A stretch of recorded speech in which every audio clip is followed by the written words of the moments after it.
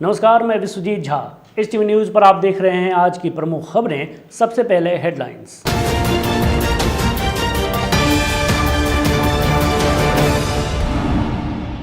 तालाब में डूबने से एक व्यक्ति की हुई मौत, घोड़ासहन थाना क्षेत्र का है मामला। तस्करी के कपड़े के साथ एक तस्कर धराया, भारत से कपड़ा लेकर जा रहा था नेपाल। नवनिर्मित सत्तरघाट पुल को लेकर राजनीतिक सरगर्मी तेज, पूर्व प्रमुख ने नेताओं पर राजनीति करने का लगाया आरोप। लावारिस हालात में सुमो वाहन बरामद, पुलिस वाहन जब्त कर जांच में जुटी। विश्व चिकित्सक दिवस आज, चिकित्सकों को किया गया सम्मानित। और खाई में तब्दील हुई छपरा की सड़कें किसी बड़ी दुर्घटना को दे रही हैं सावट।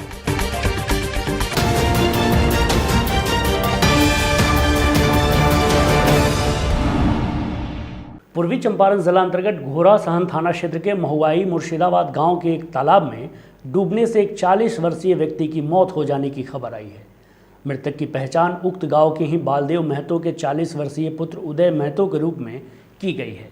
थानाध्यक्ष अखिलेश कुमार मिश्रा ने बताया कि मृतक सोमवार को अपने खेत में धान रोपनी करने के लिए गया था, लेकिन शाम को नहीं लौटने पर परिजनों ने खोजबीन करना शुरू किया, लेकिन वह नहीं मिले। इधर मंगलवार की शाम ग्रामीणों द्वारा तालाब में मृतक का शव उपलाता हुआ देखकर परिजनों को सूचना दी। इधर सूचना पर पहुंची पुलिस ने शव को कब्जे में लेकर पोस्टमार्टम के लिए मोतिहारी भेज दिया। थानाध्यक्ष ने बताया मृतक की पत्नी सीमा देवी द्वारा एक आवेदन थाने को दी गई है, जिसमें उसने बताया है कि वे अपने खेत में रोपनी करने गए थे। लौटने के क्रम में गांव के पश्चिम दिशा में स्थित तालाब के किनारे पैर धो रहे थे। इसी बीच उनका पैर फिसल गया और गहरे पानी में वह गिर गए, जिससे डूबने से उनकी मौत हो गई। पूर्वी चंपारण जिला अंतर्गत घोड़ासहन स्थित एसएसबी जमुनिया कैंप के जवानों ने गुप्त सूचना के आधार पर मंगलवार की रात सीमावर्ती कोरैया गांव के निकट भारत नेपाल सीमा पर छापेमारी कर कपड़ा लदे टेम्पो को चालक सहित पकड़ लिया है। बरामद कपड़ा तस्करी कर टेम्पो से नेपाल ले जाया जा रहा था। जानकारी देते हुए कैंप के इंस्पेक्टर अजय कुमार ने गिरफ्तार टेम्पो चालक की पहचान झरोखर थाना क्षेत्र के कोरैया गांव निवासी रामसेवक शाह बताया है। उन्होंने बताया कि सूचना मिली थी कि तस्कर भारत से कपड़े की बड़ी खेप नेपाल लेकर जा रहे हैं, जिसके बाद भारत नेपाल सीमा के पिलर संख्या 352 के निकट एएसआई प्रेम कुमार बासुमतारी के नेतृत्व में जवानों द्वारा नाकेबंदी की गई। जैसे ही कपड़ा लदा टेम्पो नेपाल सीमा पार करने का प्रयास कर रहा था, उसी समय जवानों ने छापेमारी कर चालक सहित कपड़ा लदे उक्त टेम्पो को पकड़ लिया। इंस्पेक्टर श्री कुमार ने टेम्पो सहित बरामद कपड़ा का अनुमानित मूल्य 2,25,000 रुपया बताया है। बरामद कपड़ा समेत टेम्पो को जब्त कर मोतिहारी कस्टम को सौंप दिया गया है। छापेमारी टीम में एएसआई के साथ कांस्टेबल संदीप कुमार सिंह, सिपाही विश्वजीत रॉय, राजेश कुमार यादव, सुभाष मिल, सुखदेव सरदार आदि शामिल थे। रहमानिया मेडिकल सेंटर मोतिहारी एक से बढ़कर एक जटिल और सफल सर्जरी के लिए जाना जाता है, लेकिन कल यहां एक ऐसी सर्जरी हुई है जिसे जानकर आप हैरान रह जाएंगे। अस्पताल के डॉक्टरों ने यहां एक लड़की के पेट से ऑपरेशन कर भारी मात्रा में वार्म्स को निकाला है। इसकी संख्या इतनी है कि किसी पॉट में रखे जाने के बाद यह नूडल्स की तरह दिखाई दे रही है। खबर के मुताबिक 12 वर्षीय एक लड़की को करीब एक हफ्ते से पेट में दर्द और वोमिटिंग आदि की शिकायत थी, जिसके बाद परिजनों द्वारा उसे रहमानिया मेडिकल सेंटर के डॉक्टर उमर तबरेज के पास परामर्श के लिए ले जाया गया, जहां जांच के बाद आंत में किसी जगह रुकावट का पता चला, जिसके बाद सर्जरी की गई। लेकिन सर्जरी के दौरान जो चीज़ सामने आई उसे देखकर डॉक्टर हैरान रह गए।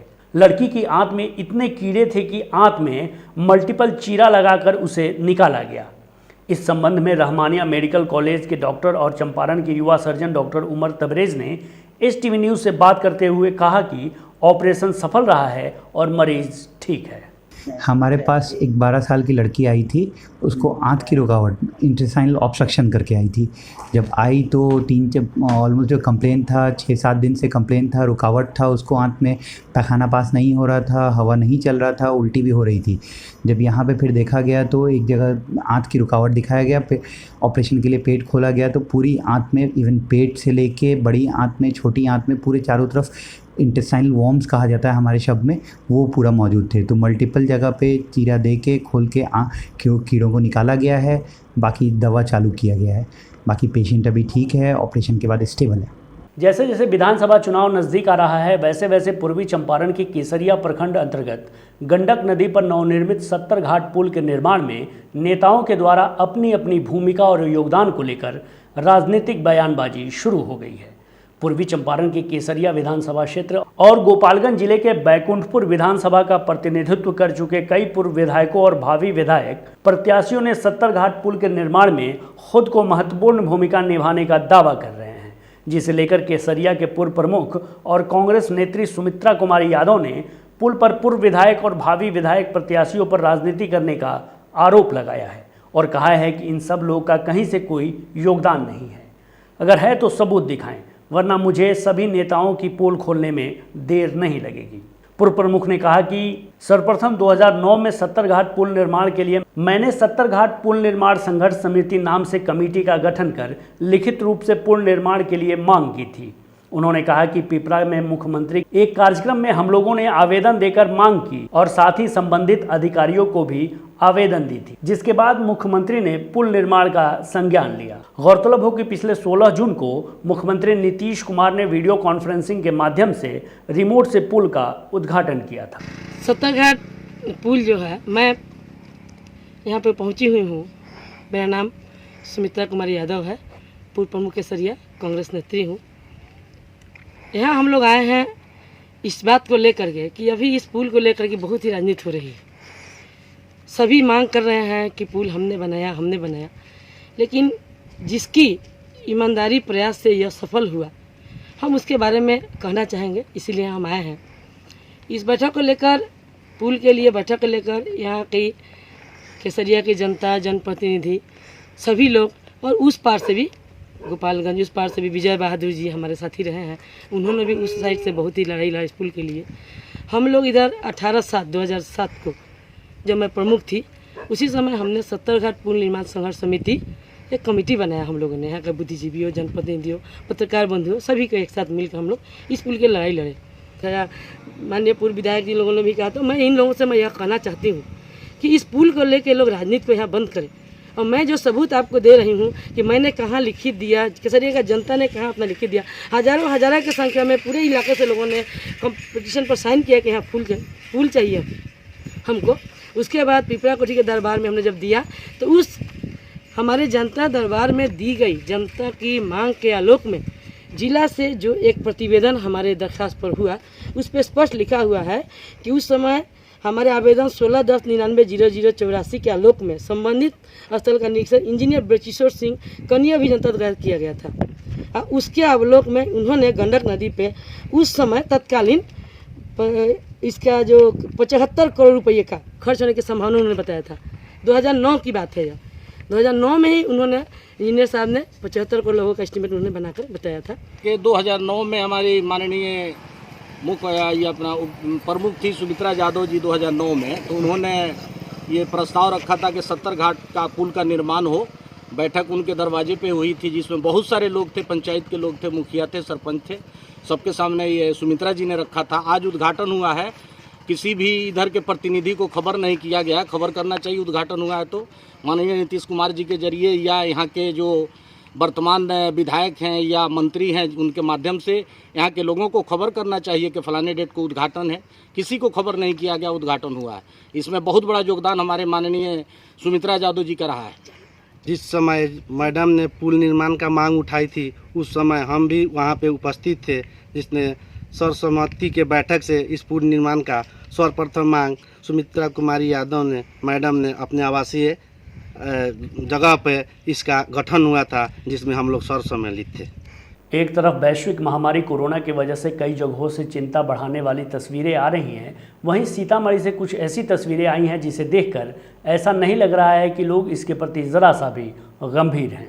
खबर के मुताबिक सीतामढ़ी जिले के बथनाहा प्रखंड मुख्यालय से 1 किलोमीटर की दूरी पर अवस्थित राजकीय उच्चतर माध्यमिक विद्यालय बथनाहा में विद्यालय कर्मियों व छात्रों द्वारा कोरोना महामारी को खुलेआम चुनौती दी जा रही है। बताया गया है कि यहाँ विद्यालय में उपस्थित शिक्षकों द्वारा विद्यार्थियों को पंजीयन का वितरण किया जा रहा है। यहाँ देखा जा सकता है कि यहाँ सोशल डिस्टेंसिंग का पालन नहीं हो रहा है। शिक्षक बिना मास्क के पंजीयन प्रपत्र वितरण कर रहे हैं, वहीं छात्र व छात्राएं पंजीयन हेतु धक्का लगाते हुए बिना मास्क के देखे जा सकते हैं। गौरतलब है कि सरकारी आदेश के आलोक में विद्यालय में पठन पाठन व शिक्षार्थियों की उपस्थिति पर प्रतिबंध लगाया गया है। उच्चतर माध्यमिक विद्यालय बथनाहा के प्रधानाध्यापक मोहम्मद तुफैल अहमद ने बताया कि बिहार विद्यालय परीक्षा समिति के विज्ञप्ति संख्या PR 135/2020 व PR 134/2020 में दर्शाया गया है कि पंजीयन प्रपत्र वितरण व पंजीयन शुल्क दिनांक 30 जून तक जमा करने का विज्ञप्ति निकाला गया है, जिस कारण भीड़ बढ़ गई है। पूर्वी चंपारण जिला अंतर्गत अरेराज में विश्व चिकित्सक दिवस के अवसर पर WHO के नरोत्तम कुमार के द्वारा अनुमंडल अस्पताल परिसर में अस्पताल के सभी डॉक्टरों को फूल माला पहनाकर सम्मानित किया गया। नरोत्तम कुमार ने बताया कि चिकित्सक ईश्वर का ही एक अंग है, जिनके उपस्थिति मात्र से ही हमारा जीवन सुरक्षित महसूस होता है। कोरोना की इस प्रलय में जब सभी घर में सुरक्षित रहने के लिए मजबूर हैं, तो वहाँ चिकित्सक अपना घर त्याग कर कोरोना के विरुद्ध फाइटर के रूप में काम कर रहे हैं। अस्पताल प्रभारी डॉक्टर SN सत्यार्थी ने कहा कि चिकित्सक का प्रोत्साहन उसके कार्य की गुणवत्ता समाज के प्रति प्रतिबिंबित होता है। हमारा सम्मान हमारा उत्तरदायित्व बढ़ा देता है। डॉक्टर नीरज कुमार ने कहा कि हम निरंतर समाज के लिए तत्पर हैं। इस अवसर पर doctor SN Satyarthi, doctor Neeraj Kumar, doctor Shweta Chaudhary सहित अस्पताल के सभी डॉक्टर्स को फूल माला पहनाकर सम्मानित किया गया। जैसा कि मालूम है कि आज 1 जुलाई डॉक्टर डे के रूप में मनाया जाता है और हमारे यहाँ के WHO मॉनिटर श्री नरोत्तम कुमार जी के द्वारा आज अरेराज के सारे डॉक्टर को सम्मानित किया गया। ये पता नहीं पहले ऐसा हुआ या नहीं, लेकिन आज हम लोग के लिए बड़ी हर्ष की बात है कि किसी ने आज हम लोग को सम्मानित किया। भारत में चिकित्सक दिवस के रूप में आज मनाया जाता है 1 जुलाई को। डॉक्टर विधान चंद्र राय हमारे यहाँ के प्रख्यात चिकित्सक रहे हैं, उनकी याद में मनाया जाता है और चिकित्सक को तो भगवान माना जाता है इस धरती पे। कम से कम हम इंसानों के लिए उनको देखते ही एक भरोसा हो जाता है, शायद हमारा जीवन सुरक्षित है। अभी जो कोरोना का प्रलय चल रहा है, पहले भी बहुत तनाव था, बाहर से प्रवासी आ रहे थे, वैसी स्थिति में यहाँ के चिकित्सकों ने ही नहीं बल्कि दूसरी जगह के भी चिकित्सकों ने दिखलाया कि हम आपके साथ हैं। बहुत अच्छा सहयोग रहा।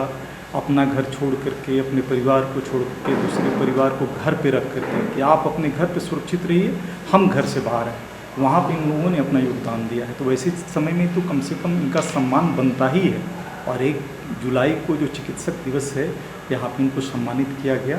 पूर्वी चंपारण जिले के मझौलिया पुलिस ने गुप्त सूचना के आधार पर छापेमारी कर थाना क्षेत्र के सतभिड़वा गांव निवासी हरिलाल के 19 वर्षीय पुत्र बजरंगी कुमार को 2 लीटर चुलाई शराब के साथ 55 RD पुल के समीप से धर दबोचा है। उक्त जानकारी थानाध्यक्ष कृष्ण मुरारी गुप्ता ने दी।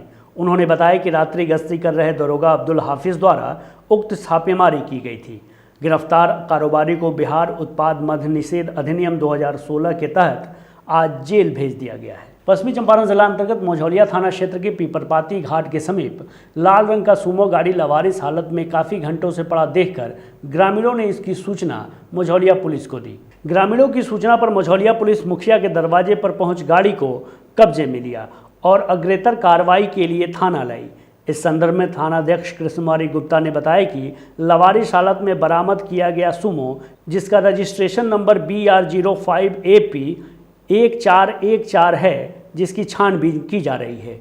रजिस्ट्रेशन नंबर के आधार पर पुलिस गाड़ी मालिक का पता लगाने में जुट गई है। छपरा जिला अंतर्गत अमनौर प्रखंड के रायपुरा पंचायत स्थित छपरा मुजफ्फरपुर NH 722 की सड़क कभी भी बड़े हादसे का कारण बन सकती है, जहां लगातार भारी वाहनों के दबाव के कारण सड़कें करीब 4 फीट गहरी खाई में तब्दील हो चुकी हैं, जिससे होकर वाहनों का गुजरना किसी बड़े हादसे को दावत देने से कम नहीं है। बावजूद जान जोखिम में डालकर लोग सफ़र करने को बाध्य हैं। वहीं स्थानीय लोग बताते हैं कि इसमें आए दिन वाहन फंसकर दुर्घटनाग्रस्त होते रहते हैं। वहीं कई बाइक सवार भी जख्मी हो चुके हैं। बावजूद इसके बेपरवाह न तो जनप्रतिनिधियों को कोई चिंता है, न ही जिला प्रशासन को इसकी परवाह है। जिसे लेकर स्थानीय लोगों के बीच बेहद आक्रोश का माहौल देखा जा रहा है। वहीं आए दिन इस समस्या से परेशान लोग सड़क पर खड़े प्रदर्शन भी करते नजर आ रहे हैं। इस संबंध में स्थानीय लोगों ने बताया कि इस समस्या के बारे में स्थानीय मुखिया प्रमुख समेत क्षेत्रीय विधायक को भी अवगत कराया जा चुका है, जिस पर अब तक कोई सुनवाई नहीं हुई है। वहीं स्थानीय सांसद भी इस रास्ते से कई बार जा चुके हैं, बावजूद इसकी सुधि लेने वाला कोई नहीं है। इस संबंध में कांग्रेस बिहार प्रदेश के कोऑर्डिनेटर रंजीत सिंह और अजय पासवान सहित अन्य ग्रामीणों ने बताया। 22 में परिवर्तित हो चुका है। ये गारखा और रेपुरा का मुख्य जो रेपुरा हाई स्कूल है यहाँ से 100 मीटर आगे है और रेपुरा बाजार भी लगभग 100 मीटर आगे है और उसका दशा ये देखते हैं रोज यहाँ दुर्घटनाग्रस्त लोग हो रहे हैं, लेकिन कोई भी स्थानीय प्रशासन या स्थानीय प्रतिनिधि इस पर संज्ञान नहीं ले रहा है और स्थानीय लोगों को काफ़ी समस्या हो रही है। जब NH का यह हाल है तो आप विकास का ढिंढोरा क्या पीट रहे हैं? NH का दुर्दशा देख लीजिए। यही सब हम लोग इसलिए बार बार लिख रहे थे और नहीं समस्या का समाधान हो रहा था, इसलिए हम लोग सोचे कि अपना आवाज़। पानी क्यों जमा हो रहा है? इस साइड में मुखिया जी के द्वारा किसी तरह का नाला का निर्माण नहीं कराया गया। अगर नाला का निर्माण होता तो आज ये जमाव नहीं होता। यहाँ पर पानी सीधे जहाँ निकलना था निकल जाता। जमाव के कारण यहाँ गड्ढा हुआ, रोड खराब होता है।